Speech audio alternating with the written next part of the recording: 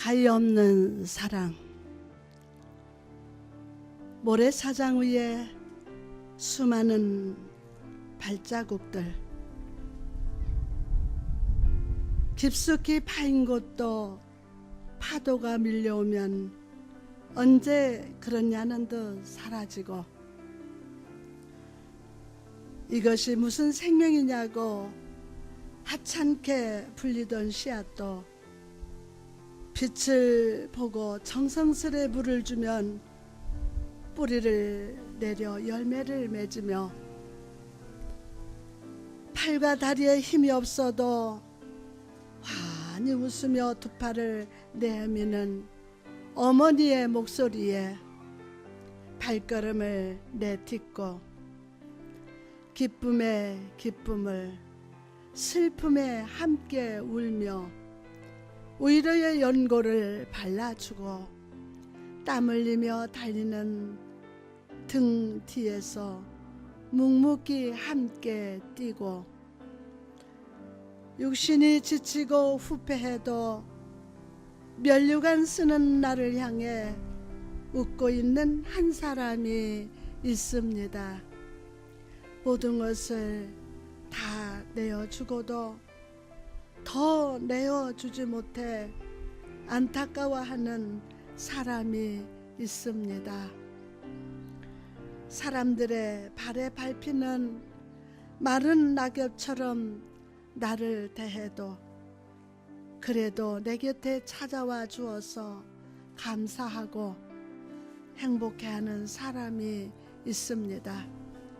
아버지, 어머니, 그리고 하나님,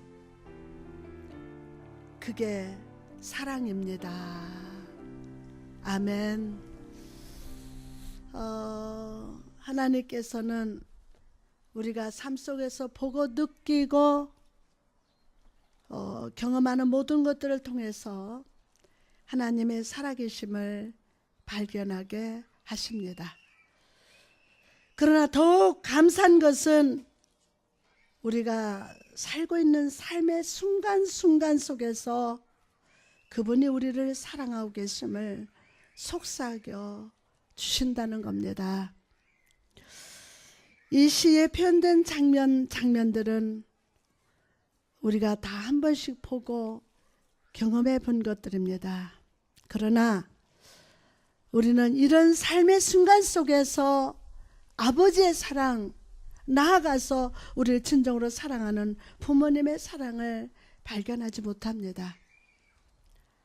자녀는 부모를 향해 소원을 말하고 필요를 말하고 불평하고 더 많이 채워달라고 소리치지만, 그 어떤 외침에도 부모는 아무 말 없이 자녀의 필요와 소원과 꿈을 이룰 수 있도록 아무 말 없이 도와주고 헌신합니다. 왜냐하면 내 새끼를 사랑하기 때문입니다. 이 자녀가 내 자랑이요, 내 모든 것이요, 이 자녀의 기쁨이 나의 기쁨이 되기 때문입니다. 가슴에 꽃 한 송이를 달아드는 것으로 잊혀지기에 부모의 사랑은 너무도 큽니다. 오늘 그 사랑을 생각하고 경험해 보시기 바랍니다. 마음이 없는 말을 멈추고 마음에 담긴 손길을 대하면은 여러분 되시기를 주님의 이름으로 축원합니다. 그래서 오늘은 보시기에 좋았더라 라는 말씀으로 은혜를 받고자 합니다. 아까 찬송을 참 아름다워라 부르는데, 여러분은 제가 쭉 이 앞에서 보니까 그냥 이 부르기에 바쁘지, 이 대자연이 나무들이 춤추고 이 아름다움을 보지도 않고 느끼지도 않고 참 아름다워라. 그걸 보고 와, 참 여유가 없다. 바빴다. 우리 1절만 시작. 참 아름다워라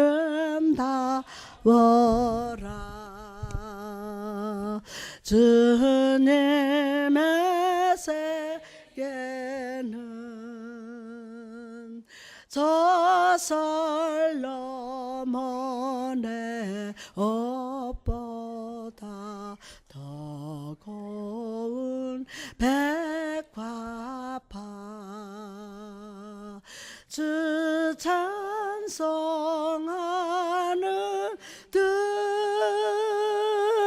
저 맑은 새소리 다 주 아버지의 지으신 그 솜씨 깊도다. 옆 사람한테 우리 고백을 보시기에 좋았더라.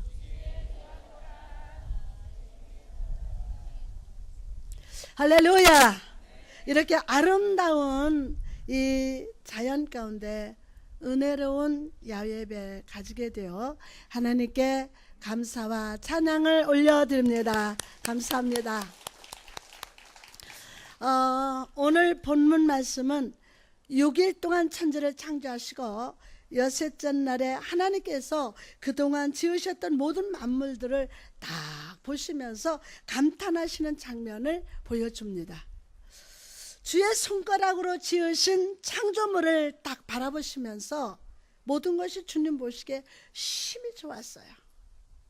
여기서 좋다라는 단어는 히브리어로 토부라고 하는데 이것은 단순히 좋다라는 뜻이 아니라 선하다라는 뜻을 표현하고 있습니다.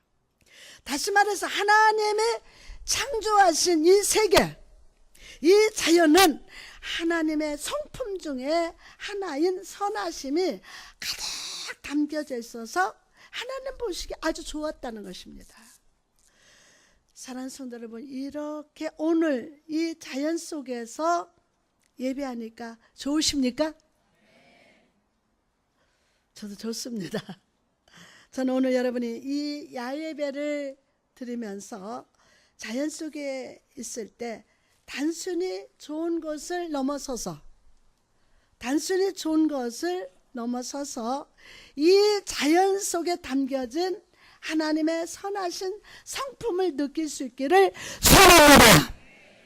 뿐만 아니라 하나님께서 그분의 형상을 따라서 지으신 우리를 보시면서 심히 좋으셨다는 사실도 기억해야 돼요. 옆 사람 얼굴 좀 보세요. 여러분 좋아 보이나 안 보이나? 뿐만 아니라 하나님께서 그분의 형상을 따라 지으신다. 시작. 지으신 누구? 나. 와, 보시면서 너무 좋았다는 거야. 이 자리에 앉아 계신 분 중에 단 한 명도 똑같이 생긴 사람 없어요. 제가 쌍둥이를 했지만 와, 어쩌면 그렇게 틀린데요. 같은 거 같은데 달라요. 성품도 다르고 먹는 것도 다르고 걷는 것도 다르고 달라. 똑같은 사람이 없어요. 다 독특한 얼굴, 독특한 생김새, 그 다음에 특별한 작품으로 하나님께서 지음을 받은 존재입니다. 때문에 주님의 눈길은 우리를 사랑스럽게 바라보시고 여기에 모인 여러분을 보실 때 보시기에 심히 선하고 좋게 바라봐 주심을 믿으시기를 바랍니다.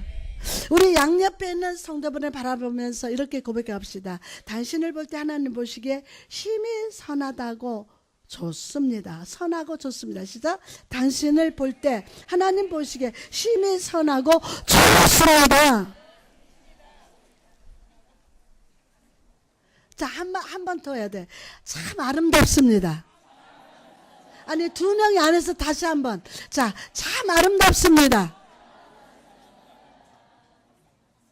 어떤 분은 에이, 내가 머리도 이렇게 대머리 됐고 늙었는데 뭘 아름다워? 아니에요. 정말 아름다워요. 또한 하나님께서는 모든 것을 단 하루에 창조하신 것이 아니라 6일에 걸쳐 창조하시고 그 안에 종류별로 아름답게 창조하셨어요.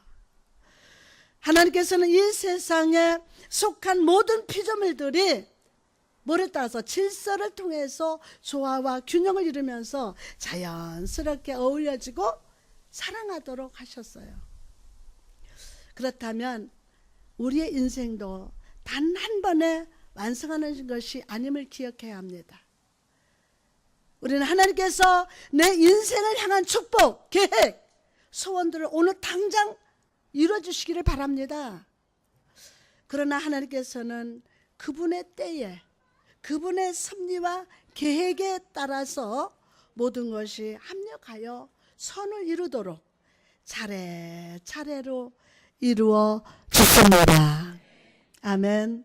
그러나 우리는 이런 하나님의 계획을 신뢰하지 못하고 때로 불안해하고 염려하면서 안절부절합니다. 여러분, 이 자연을 보십시오. 자연은 절대 서두르지 않습니다. 해와 달이 우리처럼 서두르는 마음으로 뜨거워집니까? 나무가 급한 마음으로 뿌리를 내리면서 열매 맺는 거 보신 적 있습니까? 나무가 하루아침에 잎사귀가 푸른 잎에서 낙엽으로 바뀌는 것 본 적 있습니까?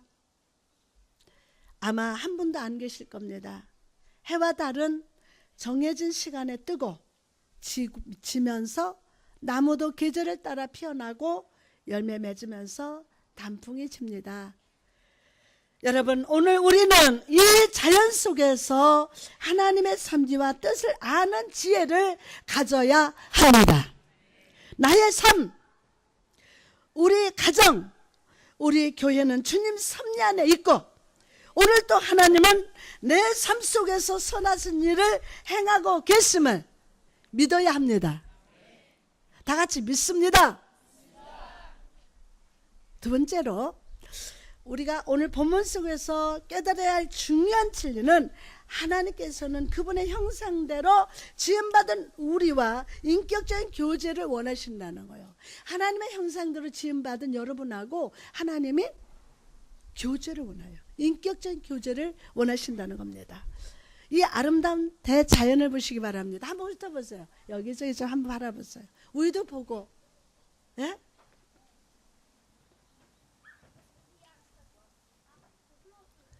단 하나의 존재로서는 아무 의미가 없어요. 그러나 서로 조화를 이루는 가운데 그 존재와 목적의 의미가 분명하게 드러납니다. 무엇을 할 때 나 하나가 뭘 할 수 있다? 아니에요. 조화를 이루는 가운데. 이처럼 한 인간이 혼자서 인생을 살아가려 한다면 그 마지막에는 아무 의미를 발견할 수가 없습니다.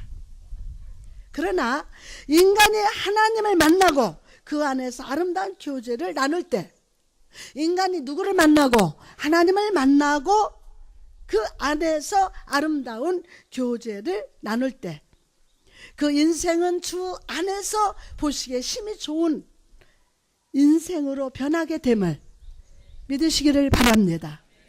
부디 이번 야외배를 통해서 여러분 한 사람 한 사람이 하나님을 만나고 다시 한번 하나님을 만나고 교제가 회복되시기를 주님의 이름으로 축복합니다. 또한 하나님께서는 성도된 우리를 만나게 하셨습니다. 사람이 아무리 잘나고 똑똑하다 해도 이웃이 없으면 살아갈 수 없어요. 살아갈 수 없어요. 혼자서 살며 의식주 문제는 해결할 수 있을지 몰라도 이웃이 없고 대화할 상대가 없다면 아무리 내가 부자이고 사회적으로 높은 지위에 있어도 마음이 편하지 않을 겁니다. 그때부터 우울증 생길 거예요. 여러분, 하나님께서는 주 안에서 구원받은 우리 모두가 사랑하며 살기를 원하십니다. 이번에 친교부가 이게 전부 이렇게 하면서 하는데 참 하모니 이루면서 서로 도우면서 하는 게 참 아름다웠어요. 옆에 내 집사님이 있고 권사님 있고 장로님 안수쌤들이 있고 성도가 있어서 목사가 여러분이 없다면 아무 의미가 없어요. 여러분, 하나님께서는 주 안에서 구원받은 우리 모두가 사랑하면서 살기 원하십니다. 옆 사람한테 사랑합니다. 로마서 13장 9절에 보니까 간음하지 말라, 살인하지 말라, 도둑질하지 말라, 탐내지 말라 한 것과 그 외에 다른 계명이 있을지라도 내 이웃을 내 자신과 같이 사랑하라 하신 그 말씀 가운데 다 들어있어요. 다 들어있어요. 다 들어있어요. 여러분, 우리가 교회 안에서 신앙생활 하다 보면 같은 사람 한 사람도 없고 서로 다른 배경, 서로 다른 과거, 서로 다른 배움 속에서 만나게 됨을 봅니다. 기질도 달라요. 성품도 달라요. 그 사람의 자란 환경, 배움 다 달라요. 그러다 보니까 생각과 마음이 부딪힐 수도 있고 또 마음의 상처를 입을 수도 있습니다. 이거 하다 시험 받아요. 그러나 우리가 나를 내려놓고 주 예수의 마음으로 서로를 섬기며 사랑할 때, 누구를 내려놓고? 나를 내려놓고 우리 임마누엘 교회 안에 예수의 향기가 가득해서 주님 보시기에 심히 좋은 교회, 심히 좋은 성도로 불러주실 줄 믿습니다. 이 시간 함께 고백해 봅시다. 부족한 저도 하나님께서 보시기에 심히 좋음을 믿습니다. 시작. 저도 하나님께 보시기에 심히 좋음을 믿습니다. 내 자신이 하나님 보시기에 좋단 말이에요. 아멘. 오늘 저는요 야외 설교하려고 이렇게 편안한 복장하면서 거울 앞에서 하나님 보시기에 좋습니다. 나 스스로 그러고 나왔어요. 하나님 보시기에 나의 이웃인 당신도 하나님 보시기에 심히 좋습니다.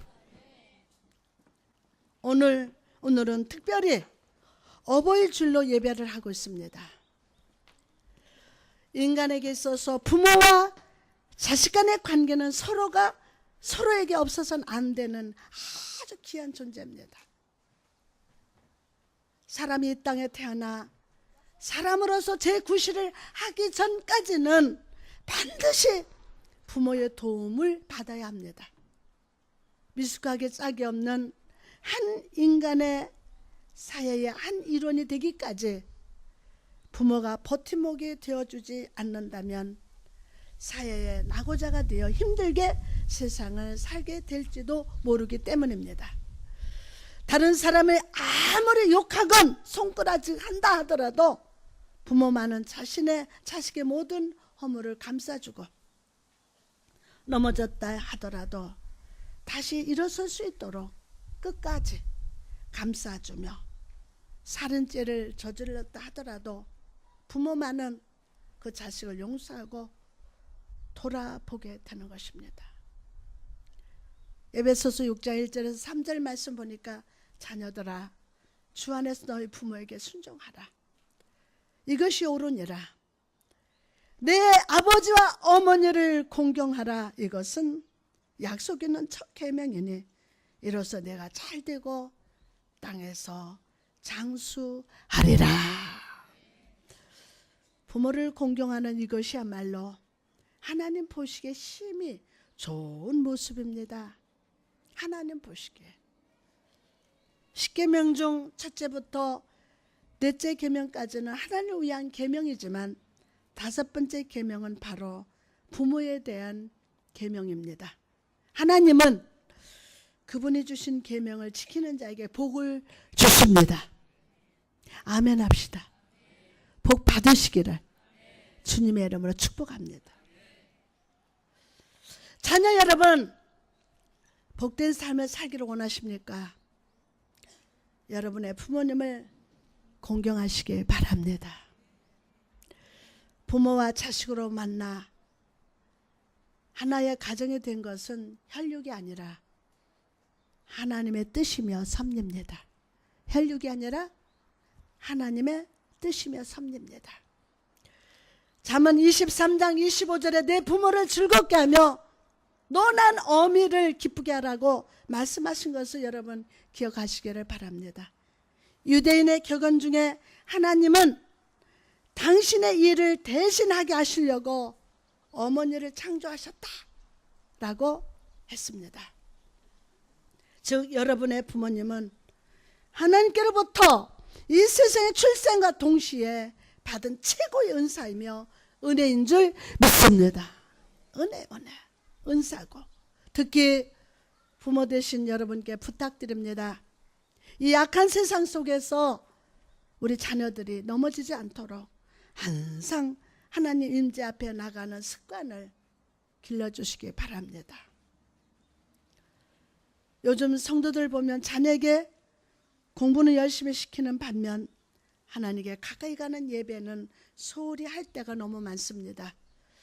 신명기 6장에 보면 이스라엘 백성을 향한 모세의 설교가 기록되어 있습니다. 모세는 광야에서 새로 태어난 이스라엘 후손들을 어떻게 가르쳐야 하는지 설명해서 이렇게 말합니다. 신명기 6장 20절에 후일에 내 아들이 내게 묻기를 우리 하나님 여호와께서 명령하신 증거와 규례와 법도가 무슨 뜻이냐 하거든. 여러분 여기서 모세 내 아들이 묻거든 이란 말을 자세히 보십시오.